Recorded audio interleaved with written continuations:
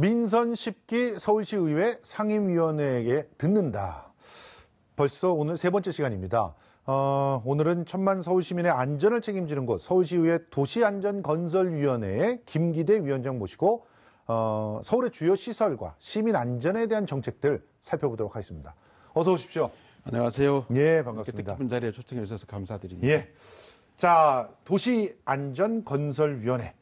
천만 시민의 안전을 책임지는 곳이다. 이렇게 쉽게 이해하면 되겠죠? 네, 맞습니다. 예. 그러면 구체적으로 이게 어떤 일을 하는 곳인지 좀 간단하게 설명을 좀 해주십시오. 예, 서울시의 안전 분야 정책과 시민들이 편리하고 안락한 삶을 영위하기 위한 도시 인프라 건설 및 유지 관리 정책을 감시 감독하는 예. 그런 위원회입니다. 그렇군요. 자, 그러면 서울시에서 지금 예산 중에서 총 11조 예산을 투입해서 네. 안전도시 서울을 선언을 했습니다. 자, 그러면 이런 계획에 발맞춰서 도시건설위원회에서는 중점적으로 어떤 사업을 추진하고 있나요? 안전도시 서울 플랜은 변화하는 안전정책 환경을 대응하기 위한 안전정책 방향을 제시하는 5개년 마스터 플랜입니다. 그래서 함께 만들어가는 안전도시 서울이라는 비전 아래 노후 인프라 또 지진, 풍수해 등 19개 중점 과제와 51개의 일반 과제를 5년간 총 11조 규모의 재정을 투입해서 추진할 예정이고요. 이 중에서도 노후 인프라와 또 지진을 대표적인 중점 사업으로 추진하겠습니다. 와, 그렇군요.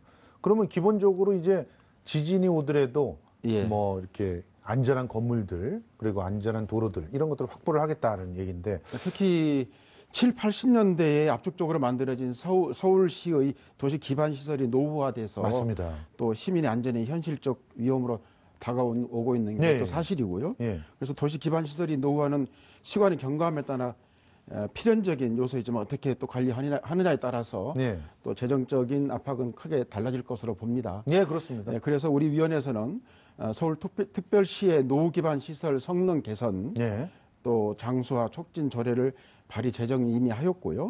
선제적 보수 보강을 성능 개선을 통하여 도시 인프라 안전을 지속적으로 확보해 나가도록 노력하고 있습니다. 그리고 이제 아까 지진 얘기하셨으니까 내진 성능을 강화시키는 그런 사업들을 진행해 나가실 예정이죠. 그래서 지진에 강한 서울을 만들기 위해 시설물 내진 성능 또 확보와 지진 안전센터 건립 등 지진 대응 능력을 향상하기 위해 노력하고 있고요. 또 2022년까지 공공시설물 내진율을 100% 확보할 예정입니다. 또 지진 훈련과 교육을 또 강화해서 방제 선진 도시와의 지속적인 교류를 통해서 미래 위협에 선제적으로 대응하겠습니다.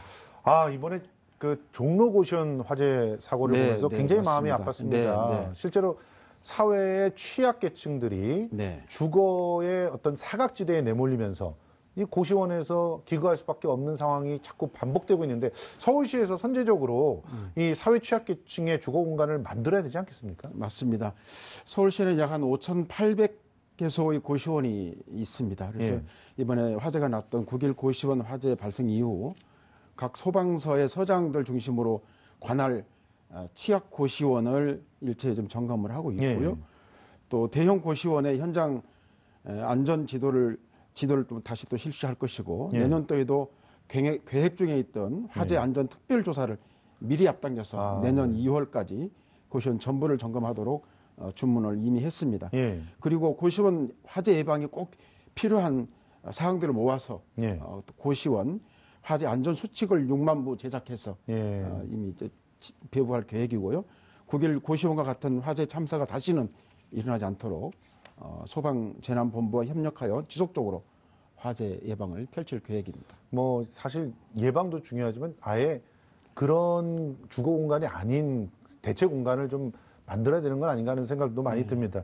그런데 이번에 보니까 이제 화재 피해자들을 그 지원하는 그런 조례를 직접 위원장님께서 발의를 하셨다고 들었어요. 맞습니다. 지난 화재로 인한 여러 가지 피해가 많이 있었습니다만은 안전한 화재로부터 피해를 당한 시민들이 정말 여러 가지 제도적으로 지원을 할 수 있는 그런 조례를 발의를 했습니다. 그러니까 지금 뭐 특히나 저소득층들 이번에 종로고시원에서 화재 났을 때도 일단 화재 나고 갈 곳이 없었는데 정부에서는 고시원의 그 금액에 준하는 것밖에 안 해주니까 네네. 고시원에 갈 수밖에 없고 그리고 또 뭐 이것저것 뭐 서류가 많아가지고 자기가 어떻게 고상을 받아야 되는지도 잘 모르시니까 네네. 그런 부분을 갖다가 좀 일괄적으로 해결해 주는 그런 맞습니다. 법이죠. 가장 문제가 화재 발생 시에 다양한 화재 원인 또 규명이 어렵고요. 네. 그래서 피해 당사자가 그 원인을 밝혀 분쟁을 적절히 대응하기 어려운 현실을 개선하고자 발의를 했는데 또 세부적으로 보면 시장이 화재 피해자의 자활과 권익 보호를 위해서 인력과 예산 확보에 최선을 다하도록 규정하고 있습니다. 네. 지금 뭐 지자체 최초로 소방행정타운을 또 이렇게 건립하는 걸로 알고 있는데 이 소방행정타운은 어떤 역할을 하는 곳인가요? 시내 지금 각 서울 시내 분산되어 있는 노후화된 소방 관련 건축물을 한 곳에 직접 하여 대시민 소방 서비스가 제공되고 또 시너지 효과를 추구하도록 소방행정타운을 만들게 되었고요. 특히 또 서초동에 있었던 소방학교는 1996년도에 민방위 훈련장을 개조하여 사용하다 보니 또한 노후하고 공간이 협소하여 맞아요. 공간도 작죠. 새로운 재난에 대응할 수 있는 훈련 시설이 확충이 어려웠습니다. 그래서 소방행정타운 1단계 공사가 이미 완료가 됐고요.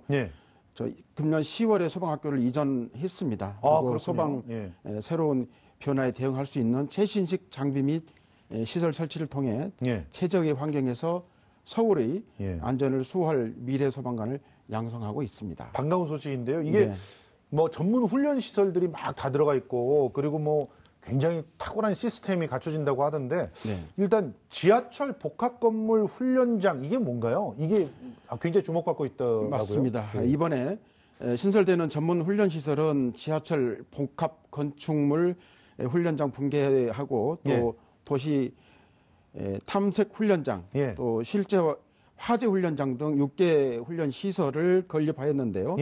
그 중에서도 지하철 복합 건축물 훈련장은 고층 건축물과 연결된 지하철 및 지하 상가에서 발생할 수 있는 재난 대응 훈련 시설로 서울시에서 추진하는 지하 도시 또 사업을 반영한 특화 시설이라고 할 수 있습니다. 그렇군요. 미로처럼 얽혀 있는 다중 이용 시설들을 대응하는 그런 훈련 시설입니다. 아, 그렇군요. 사실은 뭐 지금 뭐 을지로 같은 경우 지금 지하에 아예 도시를 건설하겠다고 야심차게 이제 서울시에서 밝힌 바가 있는데 거기에 사실은 화재가 나면 어떻게 되나 그런 생각을 하신 시민들이 있을 거예요. 근데 미리 이런 훈련을 통해서 완벽한 방제를 이렇게 하려고 하는 거군요. 근데 소방행정타운이 지금 착공이 내년부터 착공이 된다고 들었는데 그럼 언제 완공이 되는 거죠? 지금 단계별로 하고 있는데요. 이미 2016년도에 착공을 해서 금년 10월에 1단계가 완료가 돼서 소방학교가 지금 입주를 해서 지금 소방훈련 신입 소방관들이 교육을 받고 있고요. 또 2단계 사업이 내년 8월까지 완료가 될 계획이고. 이게 전문 훈련 시설이라는 게 2단계에 들어가는 2단계 것이죠? 들어가고요. 또 이제 뭐 다음에 그 단계 이어서 이제 3단계로 2022년까지 지금 실시할 계획인데 지금 기초적인 그런 계획안을 세우고 있습니다. 아, 그럼 2022년에 3단계가 마무리되면서 소방재난본부라든가 종합방재센터라든가 이런 게 들어가게 되는 거군요. 오, 그러면 이제 그야말로 이 공간이 그 소방행정타운의 명실상부한 모습을 다 2022년에 갖추게 되는 것이군요. 자, 지난 종로고시원 화재 때 말입니다. 그때 완강기가 분명히 있었습니다. 그러니까 아마 완강기 설치한다는 의무조항이라든가 이런 것들은 다 지켰다는 걸로 저는 기사에서 봤거든요. 그런데 이걸 사용하는 법을 몰랐다는 거예요. 그래서 완강기가 있어봤자 사용법도 제대로 고지가 안 되고 어디에 붙어 있는지도 모르면 이거는 유명무실한 게 아니냐 이런 얘기들이 굉장히 많이 나왔었는데 그러니까 기본적으로 맞습니다. 시민들을 위한 안전교육 또 이렇게 화재가 났을 때 재난에 대한 대응하는 교육 이런 것들도 해야 될 거라고 보거든요. 이걸 소방행정타운에서 할 수 있는 건가요? 서울 시민 안전 교육을 위하여 22개 소방대에서 소방 안전 교육을 운영하여 한 13만 명이 교육을 또 받고 있고요. 또 광나루와 보람의 시민 안전 체험관에서는 화재 대피 및 지진 체험을 20여 개 과정에서 연 한 30여만 명이 체계적인 재난 안전 체험을 경험하고 있습니다. 예. 더 나아가서는 소방 행정타운에서는 예. 왕관기 및 심폐소생술, 또 화재 탈출 등 실생활 중심의 안전 교육을 통해 10개 과정에서 약 한 2만 1,000여 명이 교육을 또 받았고요. 또한 2020년까지는 체험 중심의 대시민 교육을 확대하여 그 프로그램을 운영을 통해 매년 약 1만 명의 교육을 수립할 계획 중입니다. 아, 그렇군요. 그러면 지금 이미 이제 뭐 저희 아들도 유치원에서 이렇게 소방 안전교실 같은 게 있었다고 들었거든요. 그러니까 그런 식으로 교육하는 것들이 있었지만 이제 소방 행정타운이 제대로 구축이 되면 이제 매년 10,000명씩 이 행정타운에서 계속 교육들을 해서 실질적으로 이제 왕관기 사용법이라든가 이런 것들을 모두가 습득할 수 있게 이렇게 해주겠다는 얘기인데 사실 뭐 1,000만 시민이기 때문에 10,000명도 좀 더 확대해야 되지 않을까 이런 맞습니다. 생각을 좀 해봅니다. 자, 그러면 이제 서울시가 화재로부터는 좀 안전한 서울이 되지 않을까 이런 좀 기대를 품어볼 수 있게 되는데 이제 서울시의회 상임위원장이시잖아요. 그래서 향후 계획들 또 시민들에게 꼭 당부하고 싶은 그런 내용들 이런 게 있으면 이번 기회에 좀 말씀을 좀 해주시죠. 기상학자들의 발표에 따르면 앞으로 기후변화에 따른 기상기본으로 각종 재난이 속출하고 이러한 추세가 갈수록 심해질 것이라고 예상들 하고 있습니다. 그래서 이제는 기상 이변으로 인한 기록적인 재난이 예기치 못한 재난이 아니라 우리가 예측할 수 있는 재난이 되었습니다. 그렇군요. 예, 기존의 시스템으로 새로운 환경에 적응할 수 없으며 적극적인 사전 준비 및 선진 외국 사례 등을 도입해서 시민의 안전을 위한 항구적인 대책 마련에 최선의 노력을 기울여 나가겠습니다. 또 시민들이 지속적으로 관심과 격려를 또 부탁드리겠습니다. 시민을 위하고 시민이 우선인 도시안전건설위원회가 되겠습니다.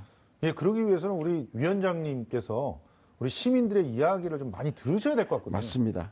또 시민의 목소리에 귀 기울여서 또 저희들이 시정에 반영해서 시민들의 의견이 서울시 정책에 반영될 수 있도록 최선을 다하겠습니다. 그럼 위원장님께 의견을 전하려면 어떻게 해야 되나요? 늘 열려있는 전화번호가 있고. 의회로 찾아가야 되나요? 아닙니다. 제가 늘 발로 뛰고 있고 좀 가까이서 늘 경청하고 또 그걸 또 시정에 반영해서 의정에 반영해서 시정에 반영될 수 있도록 저희들이 의사를 전달하고 있습니다. 맞습니다. 무엇보다도 이 안전과 관련돼 있는 그런 내용들은 시민들이 실생활에서 일상에서 훨씬 더 빨리 만나고 또 그 안에서 이 다양한 그런 아이디어들을 갖고 있을 거거든요, 이미. 그러니까 그런 것들을 잘 취합해 주시면서 좀 정책적으로 잘 담아주시기를 좀 부탁드리겠습니다.